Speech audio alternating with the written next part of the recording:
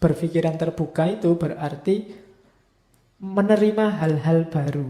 Dan ini dianggap kebaikan. Katanya Alport, iya, secara ideal berpikiran terbuka itu bagus. Tapi dalam prakteknya kelihatannya tidak sesederhana yang dibayangkan. Berpikiran terbuka itu berarti kan kita menerima wawasan yang baru sehingga wawasan yang lama disingkirkan. Padahal katanya Alport, prosesnya tidak begitu. Berpikiran terbuka itu prosesnya tidak sesederhana kelihatannya. Berpikiran terbuka itu selalu dalam bentuk konflik. Kenapa? Karena kalau ada yang baru, kita memahaminya kan pasti dengan kacamata yang lama. Kalau tidak pakai kacamata, Pak, tidak bisa. Hidup kita itu selalu punya cara berpikir, cara pandang, punya perspektif yang lama. Sehingga ketika ada yang baru masuk, itu kan tidak serta-merta kita telan, tapi selalu kita lihat dengan kacamata lama yang kita miliki. Itulah gunanya masa lalu sebenarnya. Jadi berpikiran terbuka itu bukan kok membuang yang lama kemudian tiba-tiba mengambil yang baru, tapi sebenarnya mengadaptasi yang baru dengan kacamata lama.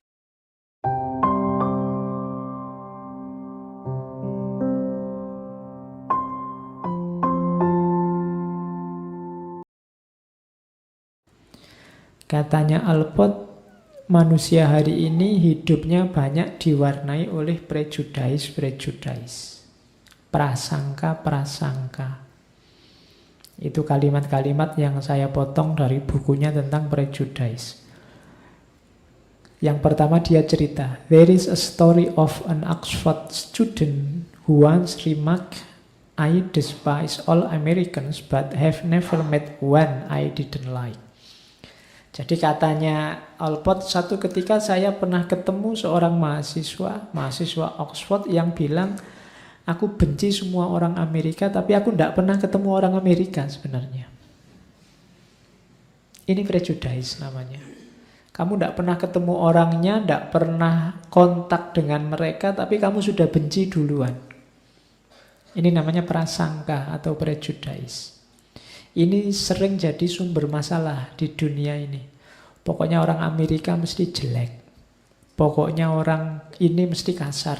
Pokoknya orang itu mesti rusak. Pokoknya kalau orang Arab itu mesti begini. Pokoknya kalau orang Cina itu mesti begini. Itu namanya prejudice.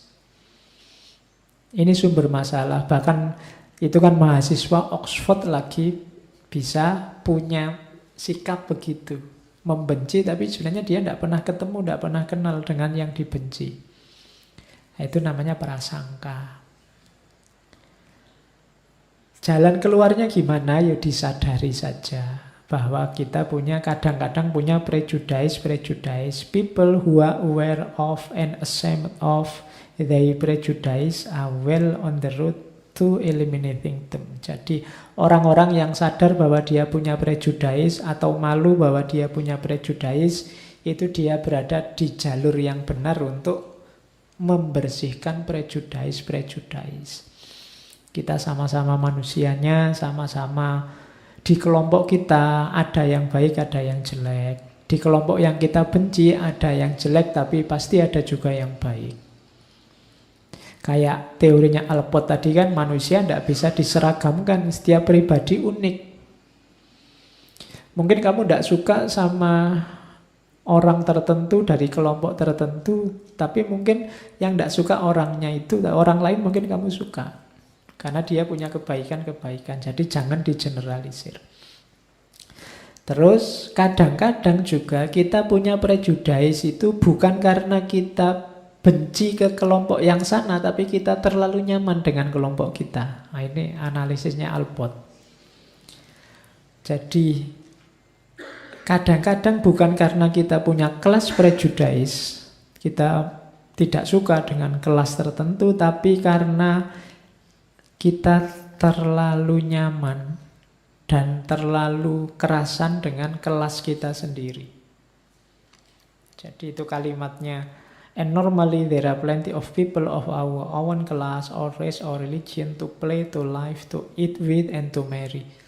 Jadi kita ini terlalu terikat, terlalu mengakar, terlalu kerasan di kelompok kita, Sehingga kita nganggap bahwa satu-satunya yang baik, benar, dan cocok adalah kelompok kita. Sehingga kelompok lain pasti kebalikannya.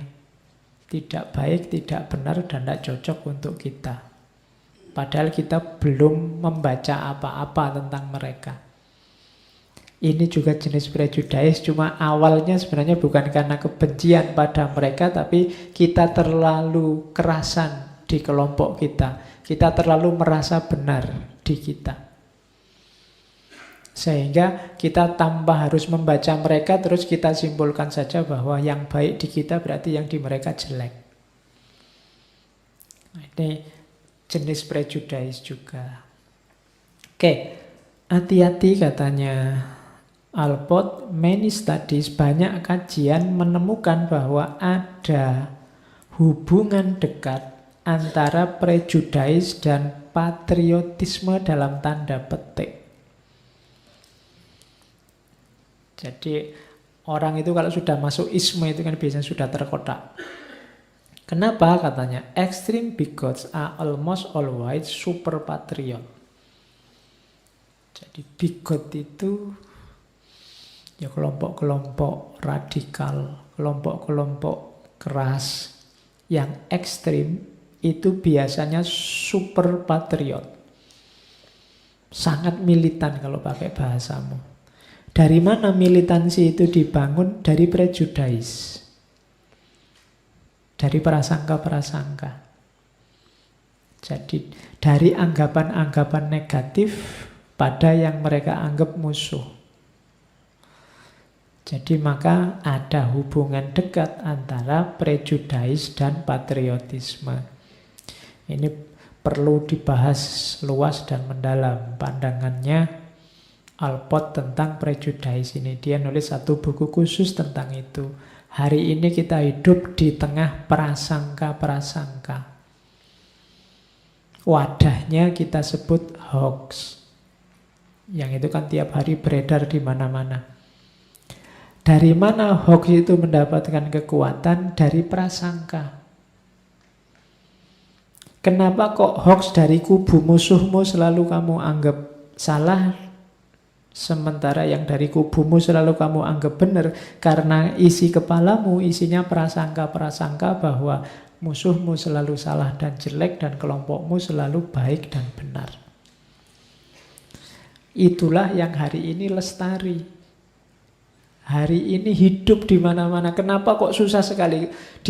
Padahal postingan sudah banyak, nasihat sudah banyak, tips dan trik sudah banyak. Mengatasi hoax, yang pertama ceklah sumber aslinya, yang kalau sampai macam-macam itu teori banyak. Kok tidak sukses semua? Kenapa? Karena isi kepala kita sebenarnya tidak penting tekniknya. Yang penting apa? Prejudice-nya. Selama prejudice ini belum hilang, ya tetap hoax itu akan hidup. Meskipun bohong, tapi kalau tentang kelompok mereka dan itu jelek, kamu anggap percaya. Kamu anggap baik. Itu loh. Jadi itu yang masalah kita hari ini. Ternyata akarnya ada di prasangka-prasangka negatif yang ada di kepala kita tentang kelompok lain dan prasangka pasti baiknya kelompok kita. Sehingga berita bohong seperti apapun kalau mendukung prasangka ini kita ikuti. Itulah sebenarnya penyakit kita hari ini. Meskipun di mana-mana orang sekarang sudah ngasih caranya biar tidak tertipu hoax. Tidak masalah ada hoax Pak, yang penting ngomong jelek tentang sana bagi saya sah-sah saja. Itu karena kepalamu sudah penuh dengan prasangka. Maka pelan-pelan mulai sekarang ayo latihan membersihkan diri dari prasangka. Kalau memang belum paham tentang kelompok tertentu, bilang saja belum paham. Karena belum paham, maka belum punya hak untuk menghakimi dan mengevaluasi. Kan itu lebih enak. Kalau semua orang punya kesadaran ini, nanti situasi mungkin nggak terlalu panas seperti hari ini. Kamu nggak usah ikut-ikutan nambah masalah. Masalah kita sudah banyak, kan gitu. Oke, rumusnya nanti dibaca di bukunya Allport tentang prejudice. Tapi jangan terlalu sumpek juga. Hidup ini perlu tertawa. Makanya Alport dikenal juga punya konsep-konsep teori tentang humor, tertawa. Katanya Alport, so many things in life, banyak sekali keruwetan, kekacauan dalam hidup kita yang ultimately hopeless. Kalau dipikir-pikir, tidak ada jalan keluarnya. Gimana yang ngatasi kerumitan hidup ini, kekacauan hidup ini? Kalau kita mikir sendiri rasanya susah jalan keluarnya. Presidennya siapa saja, apa ya jaminan? Itu kan kamu mikir, bingung nasib kita nanti gimana. Katanya Alport, that we have no appropriate sword other than laughter. Dan sebenarnya kita tahu bahwa kita tidak punya senjata apapun untuk menyelesaikannya selain tertawa. Jadi tertawalah, bahagialah, gembiralah, tidak masalah. Memang ada masalah, memang ada kerumitan, memang ada keruwetan hidup kita ini, tapi masih sangat banyak hal untuk digembirakan. Jadi gembiralah. Jangan lihat bagian sumpeknya saja. Atau seandainya kalian lihat bagian sumpeknya saja, ketawakanlah. Apa bahasa Indonesianya ketawakanlah itu? Ketawailah. Jadi tertawakan dirimu yang begitu lemahnya dirimu, tidak bisa menyelesaikan masalah. Begitu konyolnya dirimu oleh hal-hal kecil saja, kamu bisa tawuran. Begitu lucunya dirimu yang rame untuk hal-hal yang tidak substansial. Kalau kamu sudah bisa tertawa atas masalahmu, itu masalahnya sudah hilang separuh. Oh, itu rumus dari Alport. Jadi, kamu sekarang ayo ketawa bareng-bareng. Oke. Ya kan? Betapa lucunya dirimu, wong tidak ada yang lucu disuruh ketawa, ya ketawa saja. Jadi, kan lebih enak kalau kita tertawa. Katanya Alport, neurotik, orang sakit jiwa, who learn to love at himself, yang berusaha belajar untuk bisa menertawakan dirinya, maybe on the way to self-management. Mungkin dia sedang ada di jalan menuju kesembuhan, perhaps to cure. Tertawakan dirimu.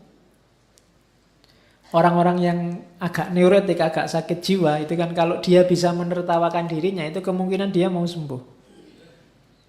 Menertawakan dirinya itu, aku ini kok gila banget ya, itu kan orang mau sembuh. Orang gila itu tidak tahu kalau dirinya gila.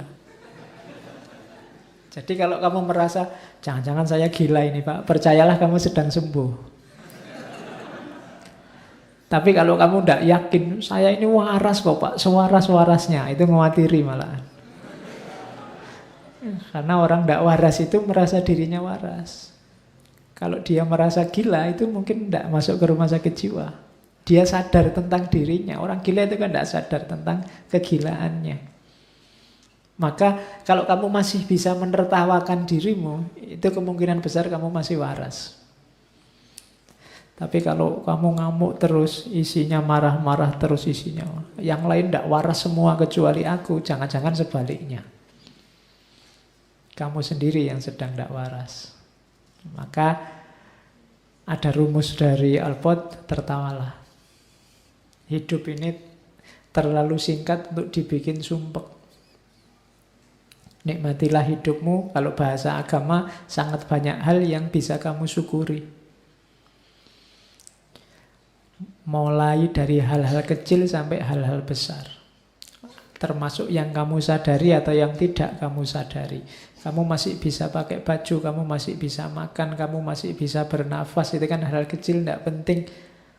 Tapi perlu juga kamu syukuri. Karena mungkin banyak orang yang tidak punya kualitas, tidak punya kesempatan, tidak punya fasilitas seperti yang kamu nikmati sekarang. Orang sumpek itu orang yang tidak bisa bersyukur.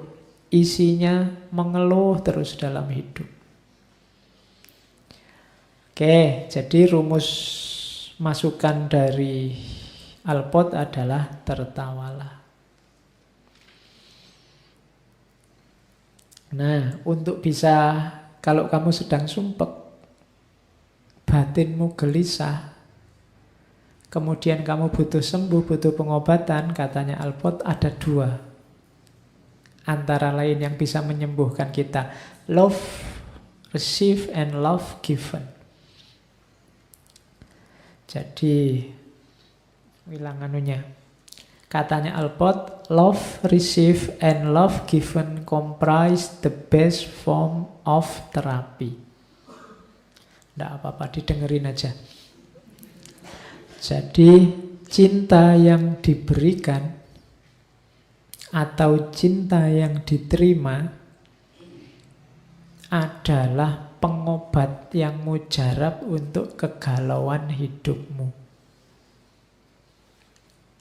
Jadi kamu mendapatkan cinta atau memberikan cinta. Kalau kamu merasa, Pak, tidak ada yang cinta saya, Pak, saya bolak-balik nembak, tidak ada yang terima misalnya. Loh, tidak apa-apa, kamu masih bisa memberikan cinta. Memberikan cinta itu membahagiakan. Nah, ya. Jadi love given, kamu kan selalu mengejar mendapatkan cinta. Tidak, memberikan cinta juga membahagiakan. Kamu bisa mencintai, itu membahagiakan. Banyak orang yang membenci. Membenci itu kan menyakitkan. Kenapa? Gejalanya sama, berpikir terus tentang orang lain, di luar diri. Cuma kalau relasinya ini namanya benci, sama-sama terbayang-bayang terus di pikiran, tapi isinya capek terus, marah-marah terus, sumpek terus. Kalau cinta, terbayang-bayang terus, tapi isinya ingin berbuat baik terus, ingin menunjukkan kebaikan terus. Maka usahakan relasimu itu relasi cinta. Ketika kamu cinta, kamu selalu ingin kebaikan untuk yang kamu cintai. Kebalikannya benci. Capeknya sama. Orang benci itu kan juga terbayang terus sama yang dibenci, terus ingin gimana caranya menjatuhkan, mengalahkan, meruntuhkan yang dibenci. Sementara orang yang jatuh cinta, kebalikannya, gimana caranya yang dicintai jadi baik, jadi senang, jadi bahagia. Maka cinta adalah obat bagi jiwamu.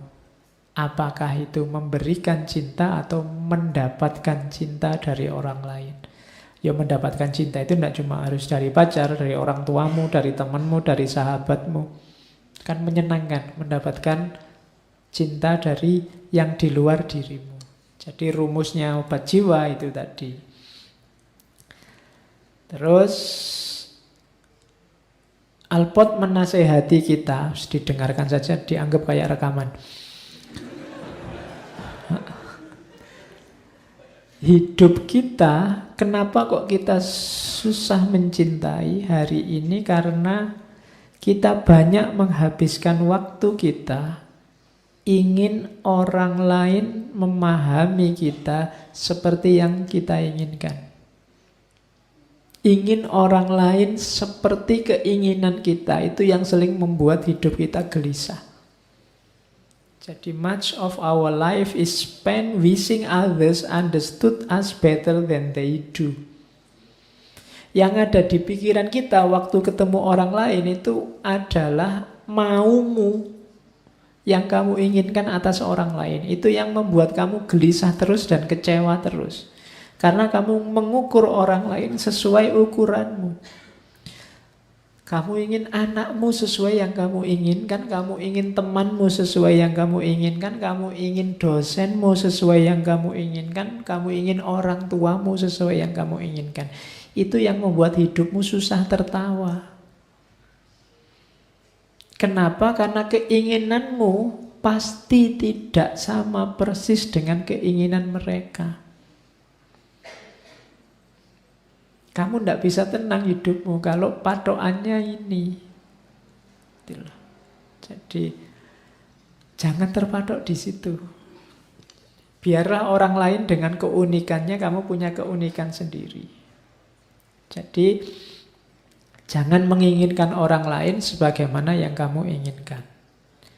Meminta boleh, menasihati boleh, tapi mengidealkan orang seperti idealmu, itu nanti kamu tidak bisa hidup, mereka juga tidak bisa hidup. Kamu dilanda kekecewaan, kalau kamu punya kuasa, kamu akan memaksa mereka sesuai keinginanmu. Ini yang sering jadi masalah. Yo, contohnya nggak sulit-sulit, ngaji ini saja. Itu kan kalian ingin saya kayak gimana, aku juga pingin kamu kayak gimana. Ini kalau kita kuat-kuatan di situ, ngaji ini bisa bubar. Kamu misalnya pengen saya itu Pak, inginnya tema ngaji itu yang ini sesuai versimu. Nanti yang lain juga punya keinginan, jangan tema itu Pak. Kalau saya Pak, tema penting itu ini. Lu nek tak turuti kabeh siji ndak sida ngaji. Jadi kamu ingin saya sesuai versimu dan nanti kamu kecewa. Begitu tak angkat tema ini, yang satu ini aja yang puas, yang sini kecewa, situ kecewa. Jadi kalau kita saling mengontrol orang lain, saling menginginkan orang lain sesuai versi kita, pada akhirnya hidup kita tidak akan tenang, kita akan galau terus, sumpek terus. Karena kita ngukur orang lain dengan ukuran kita. Jadi itu, kalau tadi relasi cinta, kalau sekarang tolong biarkan orang dengan versinya. Jangan memahami orang dengan versimu. Terus ada kalimat lagi yang saya bawa tentang open mind. Katanya Alpot, kita kan sering diceramai oleh ustadz-ustadzmu, gurumu, dosenmu menyuruh kita open mind, berpikiran terbuka. Berpikiran terbuka itu berarti menerima hal-hal baru. Dan ini dianggap kebaikan. Katanya Alpot, iya, secara ideal berpikiran terbuka itu bagus. Tapi dalam prakteknya kelihatannya tidak sesederhana yang dibayangkan. Berpikiran terbuka itu berarti kan kita menerima wawasan yang baru sehingga wawasan yang lama disingkirkan. Padahal katanya Alpot, prosesnya tidak begitu. Berpikiran terbuka itu prosesnya tidak sesederhana kelihatannya. Berpikiran terbuka itu selalu dalam bentuk konflik. Kenapa? Karena kalau ada yang baru, kita memahaminya kan pasti dengan kacamata yang lama. Kalau tidak pakai kacamata, Pak, tidak bisa. Hidup kita itu selalu punya cara berpikir, cara pandang, punya perspektif yang lama. Sehingga ketika ada yang baru masuk, itu kan tidak serta-merta kita telan, tapi selalu kita lihat dengan kacamata lama yang kita miliki. Itulah gunanya masa lalu sebenarnya. Jadi berpikiran terbuka itu bukan kok membuang yang lama kemudian tiba-tiba mengambil yang baru, tapi sebenarnya mengadaptasi yang baru dengan kacamata lama. Makanya ada adagium yang terkenal, al-muhafadzah alal qadim wal akhdhu bil jadid. Ini kalau bahasa Arabnya kalimatnya Alpot mungkin begitu. Jadi kamu kan tidak pernah tanya, opo ndak tabrakan Pak? Yang lama dijaga, yang baru diambil. Ini kan kalau urusannya sama kan bisa saling menggusur. Tapi katanya Alpot tidak begitu sebenarnya prosesnya. Jadi prosesnya itu yang baru masuk, tapi yang baru ini pasti kita pahami dengan kacamata lama, sehingga nanti terjadi adaptasi. Pada akhirnya yang baru dan yang lama saling lebur, lahir sesuatu yang beda, yang baru. Nah, ini salah satu pandangannya Alpot. Oke, terakhir ada kalimat, life is too short so we must generalize. Hidup ini pendek, tidak usah berpikir terlalu detail, menghabiskan waktu, generalisirlah. Kita memang generalisasi itu kadang-kadang tidak bertanggung jawab karena melihat beberapa menyimpulkan semua, tapi kalau kita tidak mengeneralisir, kita tidak bisa hidup. Ya pasti ada generalisasi. Ada pengecualian pasti iya, tapi kan kita harus mengambil prinsip-prinsip umum. Jadi rumusnya hidup begitu. Ini maksudnya apa? Tadi kan kita punya filosofi hidup, punya pandangan hidup, punya persepsi-persepsi tentang kehidupan. Sifatnya kan pasti generalisasi, tidak apa-apa. Prinsipmu itu mungkin untuk kasus tertentu tidak cocok, tidak apa-apa. Karena kalau kamu tidak mengeneralisasi, kamu nyari prinsip yang cocok untuk semua hal, tidak bisa, tidak mungkin. Tidak apa-apa kamu simplifikasi, generalisasi. Yang penting Pak, mulai semester 1 sampai semester akhir nanti lulus, saya jangan sampai punya pacar. Itu kan prinsip. Mungkin tidak cocok dengan situasi tertentu, tapi kamu harus punya ini. Ini kan kamu mengeneralisasi masalah, mensimplifikasi masalah. Tapi ya kita butuh itu. Kalau kamu ingin detail, punya prinsip yang cocok untuk semua hal, mungkin tidak ketemu. Hidup ini selalu ada pengecualian-pengecualian dan dinamika-dinamika. Dinamika itu yang kadang-kadang membuatmu harus melanggar generalisasi tadi. Tapi ya tetap kamu harus punya generalisasi-generalisasi. Pemikiran-pemikiran umum. Karena kalau tidak, ya kamu susah jalan. Nyali prinsip paling sempurna, paling bagus untuk dipegangi, tidak akan ketemu. Selalu ada kelemahannya. Maka ambil satu yang menurutmu paling relevan, terus jalankanlah. Kalau nanti ada kekeliruannya, ya revisilah, tidak masalah. Hidupnya yang luas, yang lentur. Dan itu perintahnya agama. Kalau kalian baca Quran, juz 15, kata-kata paling tengah itu kan kita diperintahkan untuk lentur. Wal yatalattaf. Lenturlah. Kalau kamu kaku, kamu akan mudah patah. Kalau kamu terlalu lunak, kamu akan mudah hancur. Maka lenturlah. Lentur itu lihat, cuma bisa berubah sesuai situasi, tapi kamu tidak patah. Jadi kita harus, kalau bahasanya Sunan Kalijogo, ngeli ning ora keli. Jadi mengikuti arus tapi tidak hanyut. Mengikuti arus itu kan kita sadar terus mengikuti arus. Aktif sifatnya dalam kesadaran. Kalau hanyut itu kamu mengalir tapi tidak sadar.